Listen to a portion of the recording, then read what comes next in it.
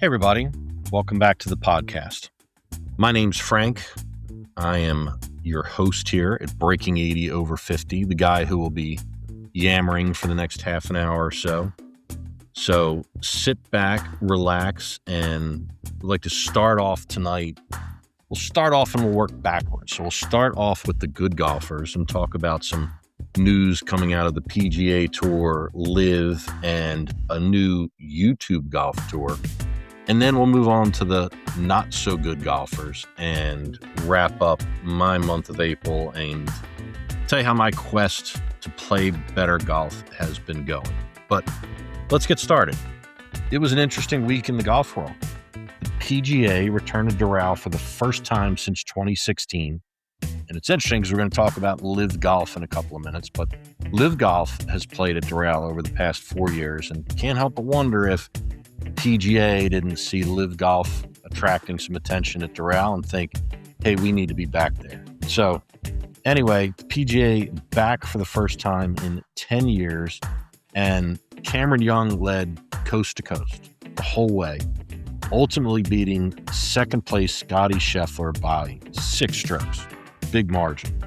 Congratulations to Cameron Young on what was a dominant performance, and for just about any other golfer on the planet, 3 second-place finishes in a row would make for a career year. But for Scheffler, who finished second at the Masters to Rory, second at the RBC Heritage to Matt Fitzpatrick, and now second at the Cadillac to Young, you have to begin to wonder what's going on. Is Scottie just a little off his game, or has the field begun to catch up? I will say that looking back at 2025, things weren't much different. Through April, Scheffler hadn't won a tournament and then went on to win 3 times in the month of May. So maybe he's due. Maybe things are starting to heat up. The more interesting story of the week, though, to me, is the rise and fall of LIV Golf. It appears that 2025 will be the end of LIV. If it does continue to exist beyond, it will likely be a shell of what it is today. Or maybe not. Scott O'Neill, the CEO of LIV Golf, is saying all the right things. He says they're looking for investors, that their teams have value.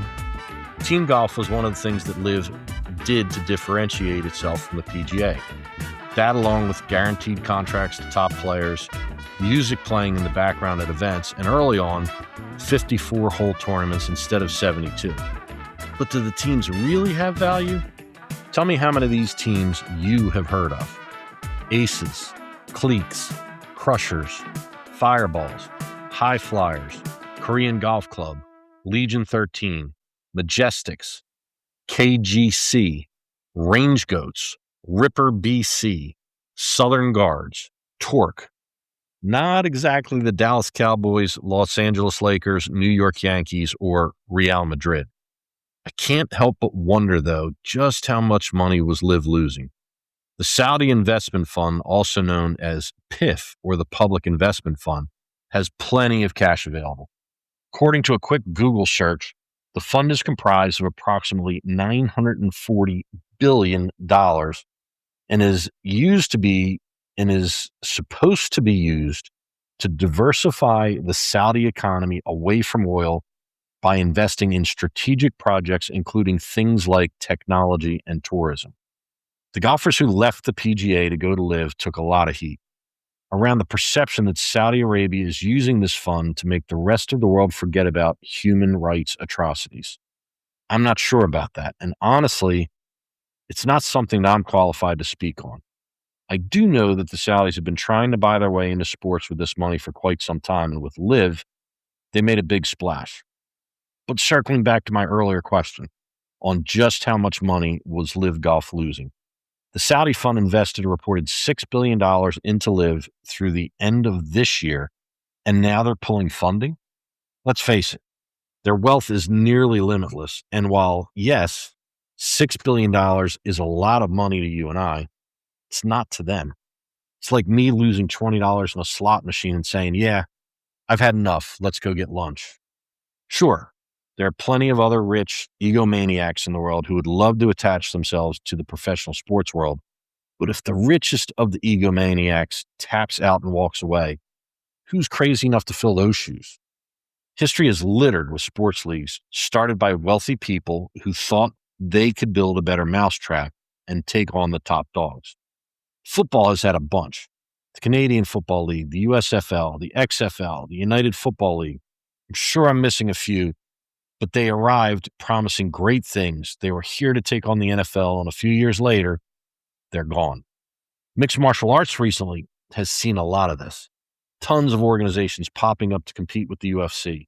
Strikeforce, Bellator, the PFL, Pride, ONE. Now even Netflix and Jake Paul are getting together to give it a shot with the upcoming Ronda Rousey-Gina Carano fight. And as a one-off, it'll probably do fine. But if they try to compete with the UFC night in and night out, they'll bleed money until ultimately they decide it's just not worth it anymore. It's the thing that made LIV interesting. They had the biggest of backers with seemingly endless money, and like the rest, they've had enough and they're walking away. So now what happens to the players?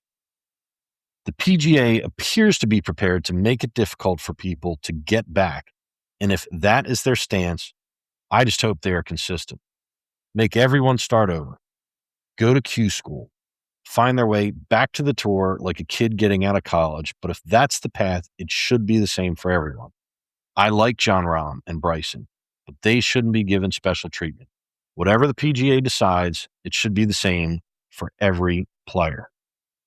As one league fights to survive, another is born. It's the circle of life. Have you seen this yet? Last night I watched a YouTube video where Grant Horvat, along with George and Wesley Bryan, announced the creation of Your Golf League.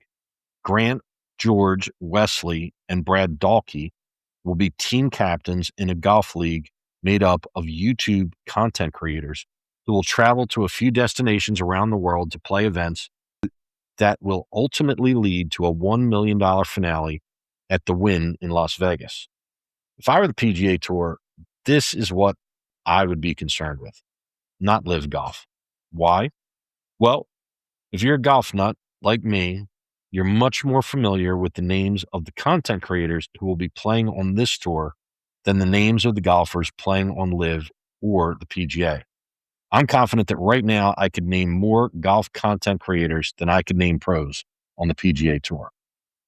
Last week, I watched a 2-part video where Grant and the Bryan brothers were joined by Luke Kwan, Chance Taylor, Ryan Ruffles, Sam Hung Min, Peter Finch, and Micah Morris. And over 2 days, they played for an opportunity to get an exemption into this weekend's PGA tournament in Myrtle Beach, South Carolina. I watched the 2 videos, which totaled 6 hours over 4 or 5 days.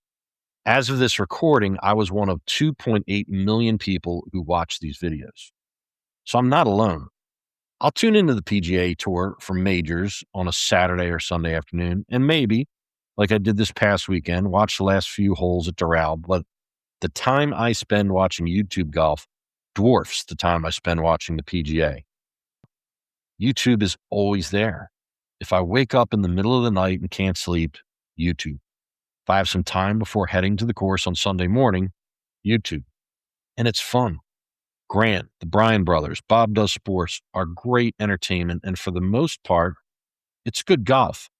You can't help but to feel like you know these people because they let you in. And you end up liking or maybe disliking them, but either way, you feel something about them. I don't feel like I know Scottie or Cameron Young or Matt Fitzpatrick. I'm not connected to them in any way. So ultimately, the result doesn't really matter. Not sure if you're an F1 fan, but I feel like YouTube golf is a lot like Drive to Survive, the Netflix F1 behind the scenes show that blew up F1 by allowing people to get to know the characters involved in F1. Golf actually tried to do the same thing with a show called Full Swing, but I don't think it hit like Drive to Survive. Maybe because in F1, there are only 20 drivers. In golf, there are just too many people to get to know. But anyway, the YouTube creators didn't just show up and create something from nothing. These guys and girls have been working in this space for years, long before becoming household names. They figured it out through trial and error, and the content that they put out is far superior to the content produced by the PGA. It's just better to watch. And I'll be watching your golf league to see how it progresses. Let me know. Is this something you're going to watch? Here's one thing I can tell you for sure. You won't be seeing me anytime soon on LIV, the PGA Tour, or your golf tour, as my golf game is still very much a work in progress. Let's talk about April.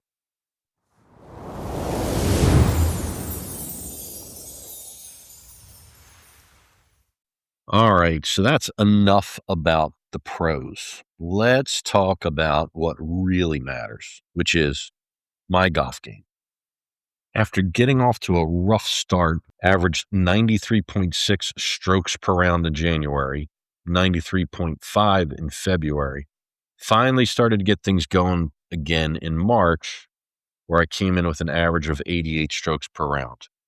April, unfortunately, went back in the other direction a little bit. Not quite as bad as January and February, but not quite as good as March. Played 9 rounds of golf in the month of April. My average score was 91.1. That's a high of 98 and a low of 87. I averaged 4.22 greens in regulation, 32.89 putts per round.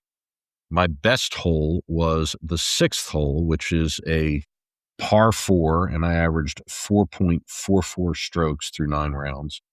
My worst hole was the par 5 12th, where I averaged 6.78 strokes per round, which was a result primarily of carding a 10 on 2 separate occasions on that hole. I was 2 strokes better on the front than the back, and that hasn't always been the case. In both January and March, I was better on the back than the front. So I don't think that means anything. I don't think it means that getting tired as the day goes on, or I don't feel any of that. I'm not sure exactly what's going on, why I was that much better on the front than the back, but is what it is. So I ended April with a handicap of 16.7, which is still well above my low of 15.5 in January, but trending down after being up to 17.3 in the middle of the month. But here's an interesting stat. While my handicap is up, for the first time in my golf career, my average score in the GIN app, when I looked at recent revisions and scores, has dropped below 90 to 89.8. So why is that? Why is my handicap up, but average score down?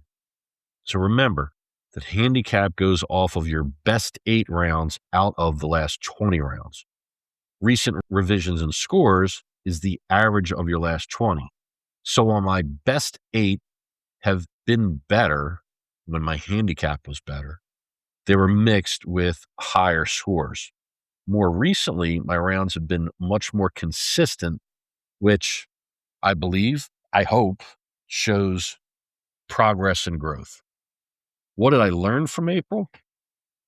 I've had a few ups and downs, but in general, I leave April feeling pretty comfortable with driver in hand. I think I found a good process and a good swing thought with driver. And my goal is, and not that it happens every time, is I am really trying to hit a draw with driver. So from a target standpoint, I'm generally looking right side of fairway, hoping to start it a little right and bring it back into the center. And I think that's worked for me. Again, doesn't happen every time, but largely I've stayed out of trouble, and I think that's a good thing. I've also learned that the short game, specifically chipping and pitching, continues to be my greatest weakness. I have to get better around the green. And my sand game is just terrible. I had thought that I'd started to make some progress there, but lately it's back. It's back to being just a total disaster. And I've got to figure that out. It's interesting. You work so hard on making ball first contact that I find it very difficult to then hit behind the ball in a bunker. All I've been focused on for 3 years is making good, solid contact with the golf ball. You get in a bunker, And it's don't hit the golf ball, hit an inch behind the golf ball. And it's one of those things which I get it. I understand it, just can't do it. And recently my issue has been picking balls just cleanly out of the bunker and flying them over the green. So I know I've talked about it before, but I really do suggest that if you're working at this game, if you're trying to get better, that, and the Gin app is a great place to do it. You keep track of as much information as you can, because sometimes it really is hard to feel like you're making progress. And while round to round, month to month, it doesn't always look that way. When you zoom out, if I zoom out and say that less than 3 years ago, I was out regularly putting up rounds above 110, 112, 114, 116 strokes. And today, my goal is to be in the 80s every time I go out. Clearly, based on my average, I'm not. But over the last 20 rounds, again, averaging a little below 90 strokes per round. So it's huge improvement. And I think in times where you feel like you've stalled and you're struggling, again, zooming out and taking a larger scale view of your progress, it does help. And I think it gives me that energy to keep moving forward and keep working at this game. So as I enter May, I'm hopeful, but I'm also trying to be realistic around what I think I can get accomplished short term. Things are busy. Life is hectic. Work is challenging. This past week, and generally I always try to get out on Saturday and Sunday. Work Saturday morning, was not able to get out to the course. Did after work go out on Saturday afternoon, and there's actually quite a few people on the course, which I was surprised by. One, season's over in South Florida. The Canadians are gone. Things are much quieter. But two, it was hot. So triple digits hot on Saturday afternoon. Temperatures ranging from about 98 to 100 degrees. And I felt like that would keep some people away from the golf course. But I don't know. I guess people are, myself included, dedicated, and we're out there to play in the heat. So got to the course, was going out by myself. Basically, it was just given direction that, hey, just find gaps out there and play where you can play, which I did. I went off on the 10th hole. I think I played 10, 11, and 12, and then skipped a couple of holes, played 16, skipped a couple more holes, played 1 through 5. So wasn't keeping score, was just out there working on my game. And if I hit a shot that I wasn't happy with, drop the ball and hit another shot. And I don't do enough of that. I don't do enough of just getting out on the golf course and practicing, not worrying about score, just working on things on the golf course. So was able to drop balls around the green, work on pitching, chipping, drop 5 or 6 balls in the bunker, try to work on my bunker game. But it is amazing where I'm at right now, because I could probably drop 20 balls in the bunker. I'm not hitting the green. They're short, they're long, they're all over the place. But it was good to get out on Saturday afternoon, swing the golf club, getting a little practice before ultimately getting out on Sunday morning for a round of golf. Sunday morning, so there's a lot going on Sunday in South Florida. We had the Cadillac tournament at Doral. We also had the F1 race at the Hard Rock in Miami. And going into Sunday, it really looked like all of those things would be canceled. The weather was calling for heavy rain most of the day. And on Sunday, that's exactly what I woke up to, was heavy rain. But 8:37 tee time, sometimes you just got to have faith. Got dressed, got my stuff ready, sent a text to my playing partner, said, hey, I'm heading to the course, to hang out a little while, Going to hope that it clears up. If it does, great. If not, I'll turn around and drive back home. So when I got to the course, Steve was already there, had gotten a text from Bill to say that he was on his way and planned on being there. And had also gotten a text from Jason saying that he was planning on coming out. And right around our tee time, 8:35, 8:40, the rain cleared up and we had a window of opportunity to get out and play. And I know I've mentioned this before. Oriole drains extraordinarily well. It is amazing because we did get a lot of rain, but it was never an issue on the course.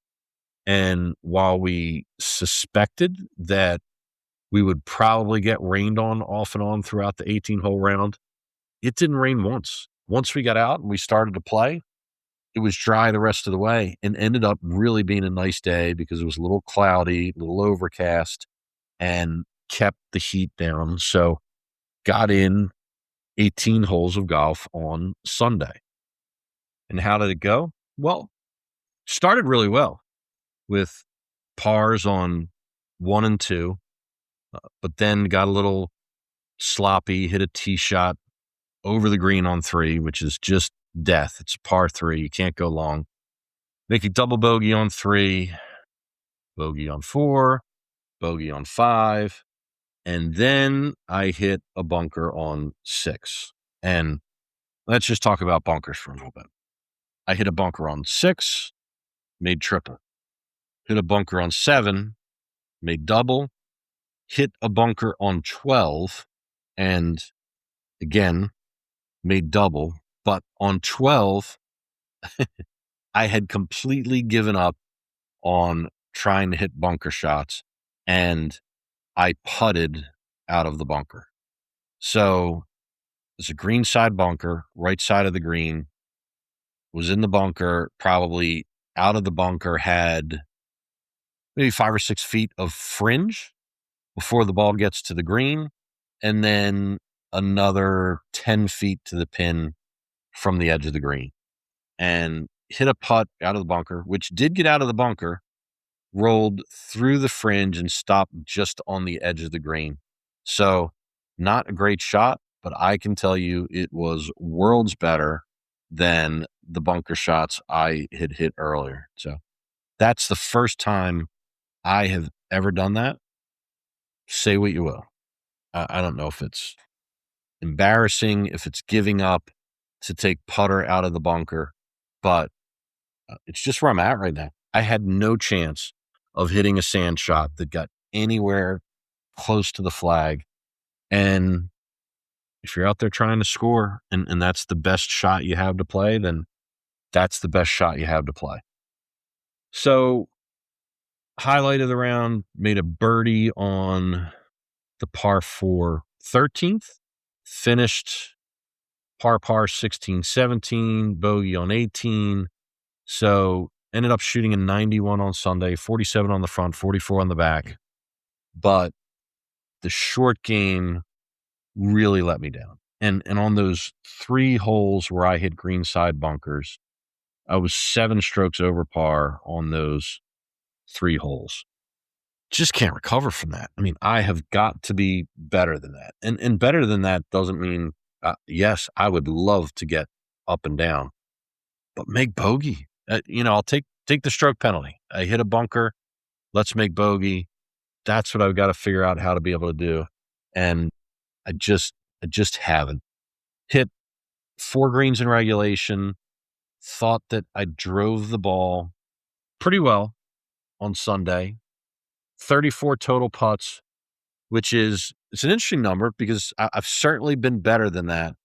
I felt like I putted the ball really well on Sunday. Putts just didn't go in. On the last hole, 18. That's kind of silly, right? You know that 18 is the last hole. I apologize. But on the 18th hole, I had, I think, about 10 feet for par and just burned the edge and left for a tap and bogey. And Steve said after that putt, he said, that's got to be the 5th or 6th one that you missed like that today. He said, you putted the ball really well today. And And I felt that way. I felt like my speed was good. My lines were good. Now, obviously, if both were good, the putts would go in. But some days they just don't fall. And on Sunday they didn't. So I'd be happy. I was happy with the process. I was happy with my leaves when I did miss putts. And that's not the weakness of my game. The weakness in my game is chipping and pitching. And again, weakness goes to a whole new level when you talk about bunker games. One of the things that I mentioned that I have been tracking is how many strokes I am taking inside of 100 yards. And since I've been tracking it, my round Sunday it's the biggest number that I've written down, which is inside of 100 yards on Sunday. I took 56 strokes, which is, I mean, again, it's too many. And that was a result of hitting bunkers on Sunday. I wasn't great when I wasn't hitting bunkers, but hitting 3 greenside bunkers really added to my challenges on Sunday. And that's it. I'm feeling relatively confident, comfortable with driver in my hand. I'm back to feeling better over irons. I wish my left to right dispersion was better. I think my distances are generally pretty good, but I am missing too far right, too far left, which leaves me. Sometimes it leaves you in a greenside bunker. Sometimes it leaves me at a place where I'm 10 feet off the green and should absolutely be able to get up and down from those positions. And man, did I just hit some terrible chips and pitches on Sunday. I've got to be better. When I look at my score and I say, oh, if I hadn't hit the bunkers, if I had gotten up and down more, I didn't. And I didn't because that's where my golf game is right now. I'm just not good around the greens. So I'll keep at it. I'll continue to work at it. And the one thing that I did notice, so on Saturday afternoon, like I said, it was warm out. And I kind of forgot what that does to the golf game. Man, did the ball travel on Saturday. I had kind of forgotten how the warmer temperatures affect the golf ball. So in South Florida, we're at sea level, certainly not getting help from any elevation, but heat does make a difference. And I remember thinking as we got out of summer last year and rolled into October, November, December, that I felt like I had lost 20 or 30 yards off of my drive. And it showed up primarily on par fives. And there are times where I knew when over the summer I hit the ball well, where I ended up. And during the winter, I'd hit the ball well and end up 20, 25 yards short of where I had been in the summer. And I thought it was me, either something technically wrong or just not making good center club face contact. And some of it, that probably was true. But Saturday, like I said, the ball was traveling. I've never in my, call it my 3-year career, have never had an eagle putt, have never gotten to a par 5 in 2. On Saturday, on the par 5 12th, would have gotten there in 2 if it had not been for my second shot going just a little left and ending up in a greenside bunker, which obviously is a terrible place for me. But really good drive. I have been hitting 3-wood better, hit 3-wood every bit of 230 on Saturday afternoon. And again, 10 or 15 feet to the right, ball would have rolled onto the green and would have had an eagle opportunity. Now, I don't say this thinking that all of a sudden as temperatures get warmer, I'm going to be going out and making, 4 eagles every round. But it's a factor. While I had really looked forward to playing in the cooler temperatures, and it was great to play over the winter, Now I'm wondering, as I roll back into the summer, what will my golf game look like compared to last year? So that's it. Decent April, kicked off May. My expectations are, I'm keeping my expectations in check for the month of May. I've got a lot going on. Life is hectic. Work is busy. It's going to be tough to put in the time that I need to put in to practice and to get better. And I think for a lot of people listening to this podcast, that's just a reality. And that's okay.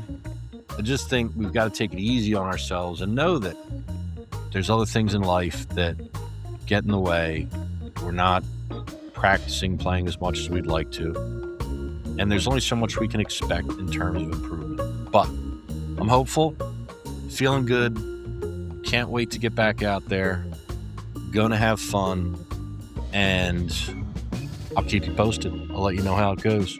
We're into May. I hope it's nice everywhere. Everybody's back out on the course playing. Shoot me a message. Let me know how you're doing. Thanks for being here. I'll talk to you next week.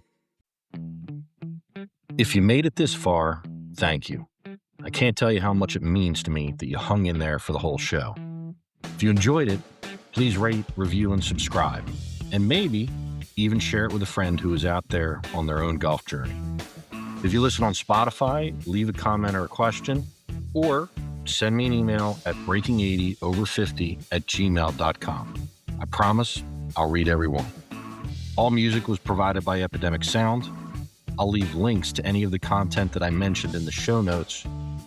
Keep swinging, keep smiling, and remember, it's a game. Get out there and have fun. Thanks, everybody.